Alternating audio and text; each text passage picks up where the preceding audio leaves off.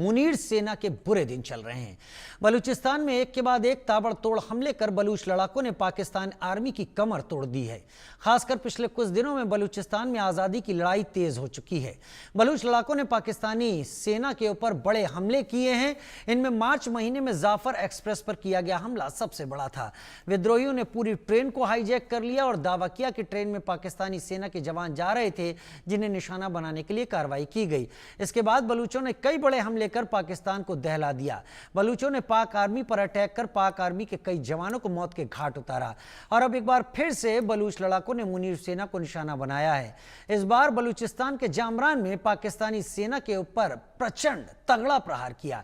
बलूच लड़ाकों ने पाकिस्तानी सैनिकों के रसद ले जाने वाली गाड़ियों पर हमला किया। 28 जुलाई की रात को जामरान में नवानों के पास बलूच लड़ाकों ने पाकिस्तानी सेना के लिए रसद ले जा रहे वाहनों की नाकाबंदी करने के बाद आग लगा दी, जिससे पाकिस्तानी सेना के खाने पीने के सामान के साथ कई दूसरे जरूरी सामान भी जलकर खाक हो गए।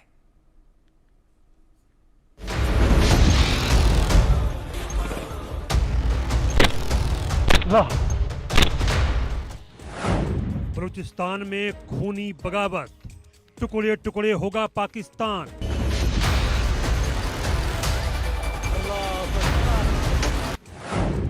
बलूचों का खतरनाक प्लान, पाकिस्तान में हाहाकार। बलूचिस्तान में पाक आर्मी का हुक्का पानी बंद।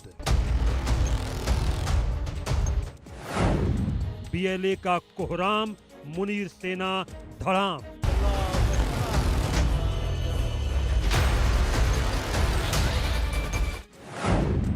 बलूचों ने छीना निवाला, मुनीर का दम निकाला।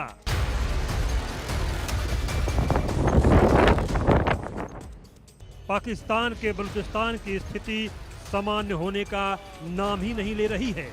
बलूचिस्तान में बलूच लड़ाकों ने कोहराम मचा दिया है। बलूचिस्तान में पाक आर्मी पर बड़े पैमाने पर ताबड़तोड़ हमले जारी हैं। हालात इस कदर खराब हो चुके हैं, कई बार बलूचों के डर से मुनीर सेना को चेक पोस्टों से भागते हुए देखा जा चुका है। मुनीर सेना बलूचिस्तान में बिगड़ते हालात को संभालने में पूरी तरह से नाकामयाब रही है। बलूचों के बढ़ते हौसले पर लगाम लगाने की कोशिश में नाकामयाब रहे पाकिस्तानी सेना प्रमुख फील्ड मार्शल आसिम मुनीर को कुछ समझ में ही नहीं आ रहा है कि वो इस समस्या से आखिर कैसे निपटे। अब एक बार फिर से बलूच लड़ाकों ने मुनीर सेना को निशाना बनाया है। बलूच लड़ाकों ने इस बार बलूचिस्तान के जमरान में पाकिस्तानी सेना पर जोरदार हमला कर दिया। 28 जुलाई की रात को जमरान में नवानों के पास बलूच लड़ाकों ने पाकिस्तानी सेना के लिए रसद ले जा रहे वाहनों की नाकाबंदी करने के बाद इसमें आग लगा दी, जिससे पाकिस्तानी सेना के खाने पीने के सामान के साथ ही कई अन्य जरूरी सामान भी नष्ट हो गए। इससे पहले भी कई बार बीएलए लड़ाकों ने बलूचिस्तान में एक के बाद एक पाक सेना के कई सैन्य आपूर्ति वाहनों को आग के हवाले कर दिया। इतना ही नहीं, बीएलए बलूचिस्तान के अलग अलग हिस्सों में रेलवे पटरियों को लगातार निशाना बना रहे हैं।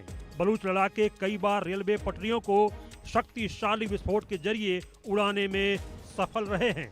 बलूचों के एक के बाद एक प्रचंड प्रहार से पाक आर्मी के अब होश उड़ चुके हैं। ऑपरेशन सिंदूर से पीटी पाकिस्तानी सेना पूरी तरह से बौखलाई हुई है और अब पाक आर्मी बलूच विद्रोहियों को निशाना बना रही है। जवाब में बलूच लड़ाकों ने पाकिस्तानी सेना पर अपने हमले तेज कर दिए हैं। बलूचिस्तान में सेना स्थानीय लोगों को अगवा कर लेती है, उनके साथ मारपीट की जाती है, उन्हें फिर गायब कर दिया जाता है। इतना ही नहीं, जो लोग इसकी रिपोर्ट करते हैं उन पर भी हमले लगातार किए जा रहे हैं। इससे भड़की बीएलए और अन्य विद्रोही संगठन अब सेना को सीधे निशाना बना रहे हैं। बलूचिस्तान लिबरेशन आर्मी और अन्य समूहों का कहना है कि वे आज़ादी के हक के लिए लड़ रहे हैं। वे पाकिस्तान के साथ रहना ही नहीं चाहते। पाकिस्तान की सरकार उनके संसाधनों का शोषण कर रही है, जबकि स्थानीय लोगों को बुनियादी अधिकार भी नहीं मिल पा रहे हैं। जब वे अपने अधिकार की मांग करते हैं तो उन पर हमला कर दिया जाता है। बलूचिस्तान के लगभग सभी इलाकों में पाकिस्तानी सेना के खिलाफ भारी आक्रोश देखा जा रहा है।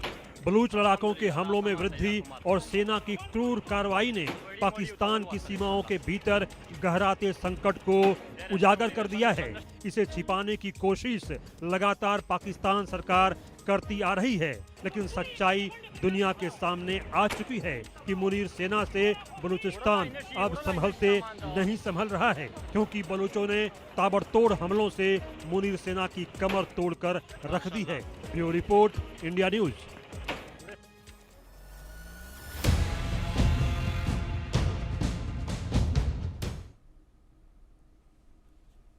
तो बलूच लड़ाकों ने जो हाल पाकिस्तानी आर्मी का यहां पर किया है, उसको लेकर अब पाकिस्तान आर्मी को लगने लगा है कि बलूचिस्तान में अब उनके लिए जगह जितनी भी बची है उसे संभाल लेने में ही उनकी ज्यादा बेहतरी होगी, और आगे अगर बढ़ने की कोशिश की तो हालात पहले से ही बुरे हो चुके हैं। अहमद मस्तिकन मेरे साथ बलूच मामलों के जानकार इस वक्त जुड़ गए हैं, और मेजर जनरल सुधाकर जी मेरे साथ डिफेंस एक्सपर्ट के तौर पर बहुत जल्द जुड़ेंगे। अहमद मस्तिकन भाई, बहुत स्वागत है आपका हमारे साथ, और मेजर जनरल सुधाकर जी भी जुड़ गए हैं। बलूच राजी अजोई सिंगर जो कि ब्रास है, उसने कहा है कि जामरान में उसने न केवल रसद के ऊपर हमला किया, साथ ही वहां मौजूद उन लोगों को भी एक तरीके से वार्निंग दी है जो पाकिस्तानी आर्मी को रसद वहां मुहैया कराते हैं, और पाकिस्तानी आर्मी जो पंजाबी आर्मी यहां कत्लेआम करने के लिए आती है, अब इसमें और रसद मुहैया कराने वालों में हम कोई फर्क नहीं देखेंगे। जी हाँ, नमस्ते। नमस्ते। हमारे शायर हैं गुल खान नसीर, पोएट लॉरेट बलूचिस्तान के। उन्होंने कहा था, कदम कदम रवां बिबित पशान मादरे वतन, पनामो नंगो आबरू सरावती दया बिबित। राजीव भाई, मैं आपका बहुत शुक्रगुजार हूँ कि आप बलूचिस्तान को बड़ी बारीक बीनी से देखते हैं, और मैं तो ये अर्ज करता हूँ, जो भी भारत माता के बच्चे हैं जिनको के भारत माता से सही लगाव है, उनके लिए लाजमी है कि वो बलूचिस्तान की आज़ादी को अपना एक एजेंडा समझें, अपना एक मिशन समझें, क्योंकि हम और आप एक हैं। हम और आप एक दूसरे से कटे हुए नहीं हैं, और ना ये पंजाबी जलादी हमें और आपको दूर रख सकते हैं। मैं ये अर्ज करूंगा। दूसरी बात मैं अर्ज करूंगा कि देखें, ये जो हमारी जद्दोजहद है, आज से 65 साल पहले उन्होंने जब नवाब नौरोज खान के 7 बेटों को, इनमें बाटे खान थे और एक उनका नाम मेरा ही नाम भी था, मस्ती खान, उनको जब उन्होंने शहीद किया था सक्कर और हैदराबाद के जेल में, उनको फांसी पे चढ़ाया था, तो नवाब नौरोज खान ने अपने बेटे के मूछे पकड़ के उसको ताव दिए, और नवाब नौरोज खान ने ये कहा बलूच कौम से कि आप कोई सोगवार ना हो, ये दरअसल आपकी कौम की ये पैदाइश है। जैसे कहते हैं, शहीद की जो मौत है वो कौम की हयात है। देखिए, आज 65 साल बाद 26 जुलाई को डॉक्टर अब्दुल मजीद मेंगल, अताउर रहमान दौलत खानजई, मुमताज दौलत खानजई, जिनका ताल्लुक बलूचिस्तान नेशनल पार्टी से था, उनको जो है ये पाकिस्तानी दरिंदा फौज की जो बी टीम है, शफीक मेंगल, उन्होंने इनको अगवा करके इनका कत्ल किया। हमारे जुलाई 19 को हमारे बेहतरीन फर्जंद बलूचिस्तान के सुफियान कुर्द, रशीद बुजदार, नबील बादेनी, खालिद मोहम्मद सनी, जुनेद बलोच अपने मादरे वतन का दिफा करते हुए, पाकिस्तान की दरिंदा फौज से मुकाबला करते हुए सूराब में इन्होंने अपने जानों का नजराना बलूचिस्तान को पेश किया। और इसी तरह शोहेब लांगो ने, उन्होंने 22 जुलाई को अपने मादरे वतन से अपनी दोस्ती, अपने पैट्रियाटिज्म का सबूत, अपने खून की जो कुर्बानी है, अपनी जान की कुर्बानी से उन्होंने सबूत दिया। ये एक तहरीक है जिसमें मिलियंस ऑफ बलूच लोग आज शामिल है। ये एक पूरा कौमी तहरीक है। इस कौमी तहरीक को दबाना बलूच ये पाकिस्तान की दरिंदा सिफ्त आर्मी के बस की बात नहीं है। ये इतने झूठे हैं, इतने बड़े ठग हैं कि ये अब आए हैं छुपके से। इन्होंने जो है अमरीकी सरकार से डील किया है कि हम बलूचिस्तान में आके आपकी कंपनियां ऑयल की जो है एक्सप्लोरेशन करें, हम आपके साथ ये मुआहिदा करते हैं। और कुछ टैरिफ वैरिफ का इन्होंने कुछ उनके साथ इसी बात पे हमारे ऑयल के ऊपर आके, ये बलूचिस्तान के ऑयल के ऊपर आके ट्रंप के साथ मुआहिदा कर रहे हैं। मुझे अफसोस से कहना पड़ता है कि इस वक्त जो अमेरिका का सदर है, इंतहाई घटिया सदर है। इसको कुछ पता नहीं है दुनिया के बारे में। मैं उम्मीद करता हूं कि जो भी अमेरिकी इंतजामिया में बेहतर लोग हैं, ये इनको कायल करेंगे कि बलूचिस्तान में इस वक्त अमेरिकी कंपनियों की घुसने का कोई मौका ही नहीं है, ना कोई है। क्योंकि यहाँ पर तो पाकिस्तान फौजियों को एक इंच भी जमीन नहीं है। इनके लिए एक इंच भी जमीन नहीं है, ये कैसे आएंगे ऑयल ऑयल एक्सप्लोरेशन करने? एक्सप्लोरेशन के लिए डील हो चुकी है। अब जब अमेरिकी वहां पर उतरेंगे तो बीएलए उनसे किस तरीके से व्यवहार करेगा? हम उनके साथ वही करेंगे जो हम चीनियों के साथ कर रहे हैं। हम उनके साथ, और हम इंडिया से रिक्वेस्ट करते हैं कि रूसियों के साथ कोई अच्छा मुआहिदा करके हमें कुछ अच्छे से हथियार दे दें, बाकी नहीं, वो हम सब खुद इनको निमट लेंगे। वो मुआहदा तो मैं नहीं करवा सकता। वो तो उसके लिए बहुत अलग लोग हैं, बेहतर लोग हैं, और प्रेसिडेंट पुतिन भी आने ही वाले हैं। मैं जनरल सुधाकर जी, मेजर जनरल सुधाकर जी, उनका वेलकम करते हुए उन्हें यहाँ पर बुलाना चाहूंगा। मेजर जनरल सुधाकर जी, हालांकि आप रिटायर्ड हैं, लेकिन soldier is always a soldier. Balochistan का टेरेन और वहां पर हो रही ये लड़ाई, ये कल भी मैंने बात की थी, मेरे साथ एक और गेस्ट थे, और तब मैंने कहा था मुझे कुछ कुछ एहसास दिलाता है जब मैं भारत के यूपी और मध्य प्रदेश से लगे उस बीहड़ के टेरेन में गया, तो कुछ कुछ रिजेंबल करता है बलूचिस्तान के साथ। यहां पर ऑपरेशंस करने के लिए और पाकिस्तानी आर्मी को यहां पर डेंट्स देने के लिए क्या मिलिटरीली कोई अलग टेक्निक अपनाने की जरूरत है, या फिर जो एम्बुश की टेक्निक बीएलए अपनाता है वो सबसे बेहतर है? राजीव, सबसे पहले तहे दिल से धन्यवाद, नमस्कार आपको कि आपने मुझे फिर सर, से, आप आए, मेरे प्रोग्राम का सम्मान बढ़ाया आपने। आप मुझे काबिल समझते हैं, यही बहुत बड़ा एक सर्टिफिकेट है मेरे लिए, एक रिटायर्ड सैनिक हूँ। लेकिन आपकी बातें सुन के इतना खुद का दिल में खून वाकई काफी तेज और गर्म हो जाता है। ये सारे बातें हजम नहीं होते हैं। जो सवाल आप पूछ रहे हैं, हमें बलूचिस्तान को, उसको जो ज्योग्राफी है उसको अच्छी तरह समझना निहायती आवश्यक है। इसका एक तरफ आपका कोस्ट लाइन है, करीब 1700 किलोमीटर। राइट एक सर। तरफ ईरान के साथ बॉर्डर है, 960, 906, 909 किलोमीटर। उसके एक एक तरफ है अफगानिस्तान के साथ बॉर्डर। और ये हमें समझना पड़ेगा, ये जो बलूच का इलाका है, 44 to 47%, कोई कोई जगह वो दिखाते हैं ओपन सोर्स में, पाकिस्तान का टोटल लैंड मास 44%, कोई कोई जगह आपको 47% भी दिखेगा, कोई कोई जगह 43.09% of total land mass of Pakistan. इसका जो टेरेन है, ये terrain desert cum mountainous cum, I would say to some extent restricted, काफी फॉरेस्टेड एरिया है। लेकिन सबसे इंपॉर्टेंट चीज है, इतना बड़ा एक लैंड मास, सब कुछ है यहाँ पे। मतलब आप कोई देश को तरक्की करने के लिए हर किस्म की मिनरल, आप uranium, thorium, copper, gold, zinc, कुछ भी नाम करिए, रेयर अर्थ एलिमेंट प्रचुर है, में जो इसका अभी साइन शायद हो गया है यूएसए और पाकिस्तान के बीच में, जिसके लिए बलोच डिमांड कर रहे थे कोई साइन करना है तो डायरेक्टली वो डील करेंगे। लेकिन मेरे ख्याल से अमेरिका डायरेक्टली इनके साथ, फील्ड मार्शल मुनीर के साथ करने जा रहे हैं, या हो चुका है ये। सो ये जो सवाल आप कह रहे हैं, इतना बड़ा एरिया में जहाँ पे आपकी कनेक्टिविटी नहीं है। Roads, railway network, airfield, coastline में आपके सबसे बेहतरीन, पूरा दुनिया में अगर देखेंगे सबसे बेहतरीन डीप सी पोर्ट आप, इनका मकरान कोस्ट बोलते हैं, ये बहुत फेमस पोर्ट है।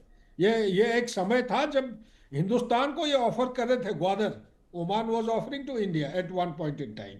सो छोड़िए वो तो कलत वाला जो कहानी है, क्योंकि ऐसा परिस्थिति हो गया कि कलत बीचों बीच में एक लैंडलॉक्ड रह गया, उसके चारों तरफ जो वो पाकिस्तान को आ गया, उन्होंने जो ज्वाइन करने का वो धमकी दिए, तब तो माहौल जो है बहुत ही खतरनाक था।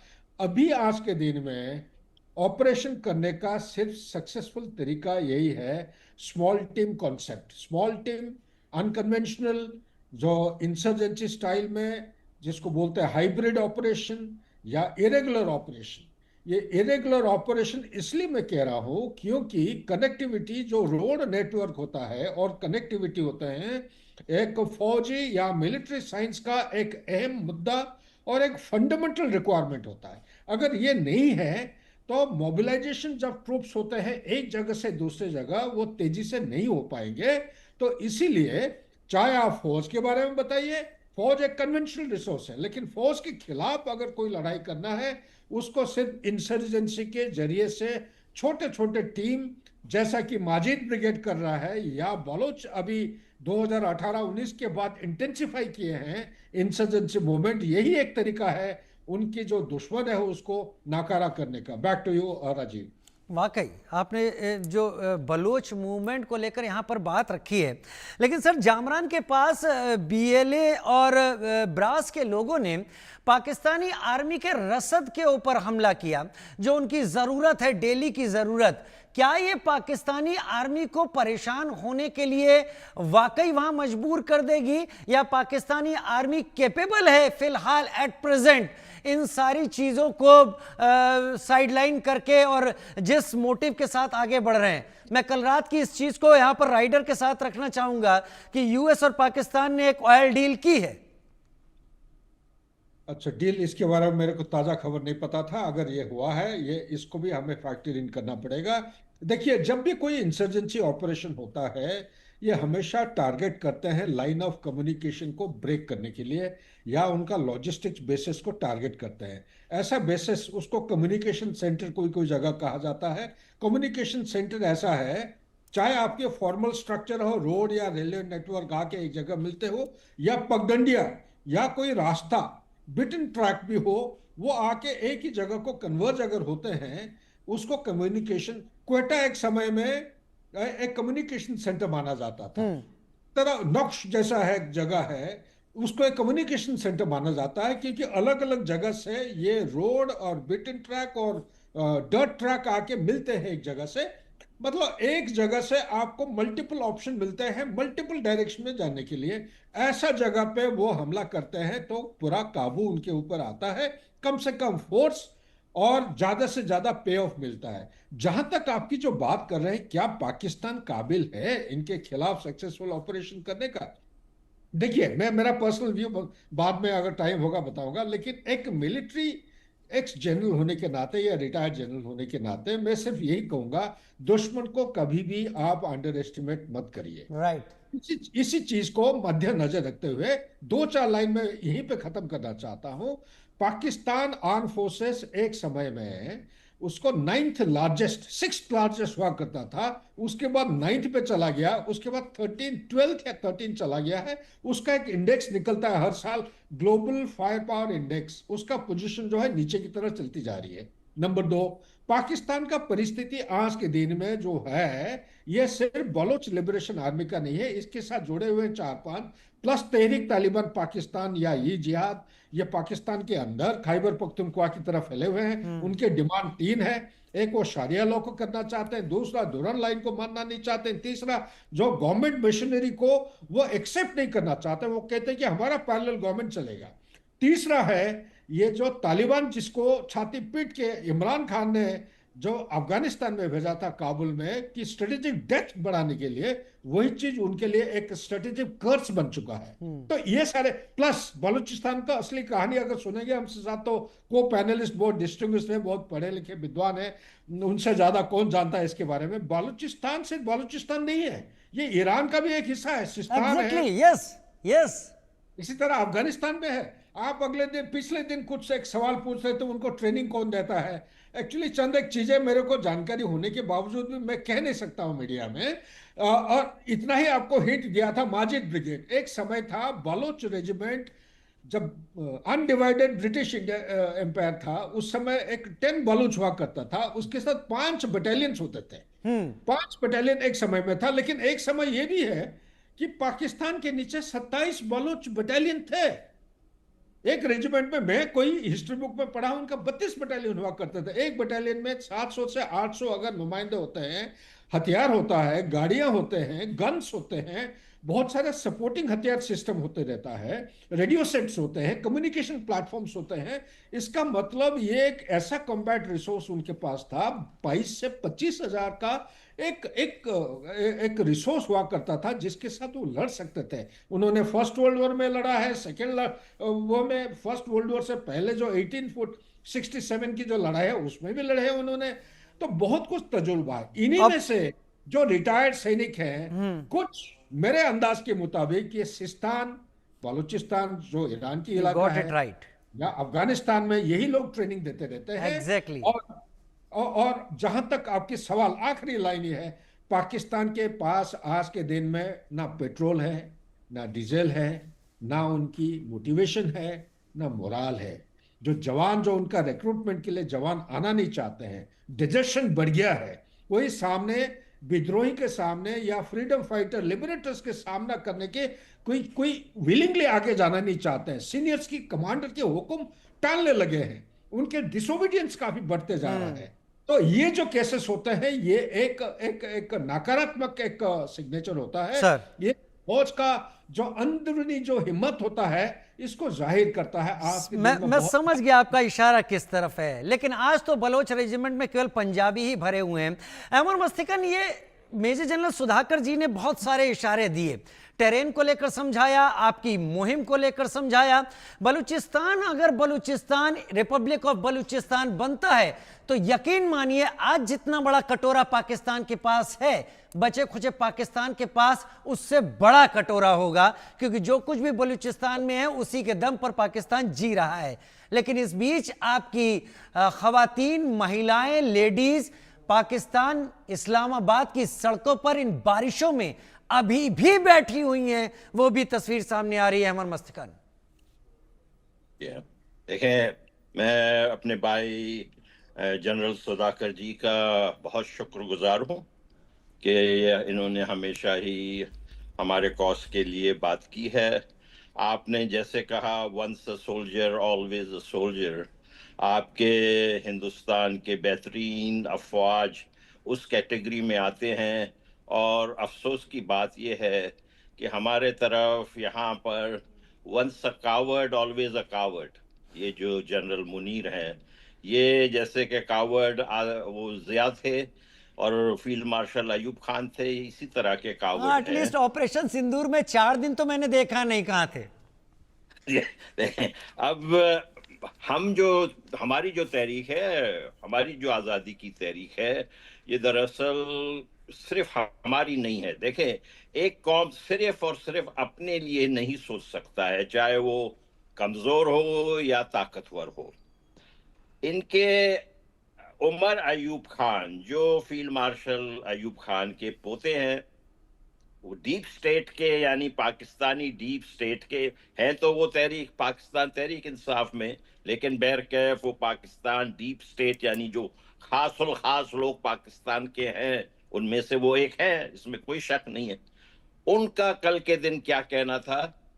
उनका कहना ये था कि आज पाकिस्तान जो है इस्लामाबाद और लाहौर तक महदूद है, और उसकी वजह यह है कि इनके जलादी फौज ने बजौर में और तीरा में, जो पश्तूनिस्तान के इलाके हैं, वहां पर बच्चों का कत्ल कर रहे हैं, बच्चों को 5 साल 8 साल 9 साल के पश्तून बच्चों का ये आसिम मुनीर उनका कत्ल कर रहा है, हमारे हमारे लोगों का कत्ल कर रहा है।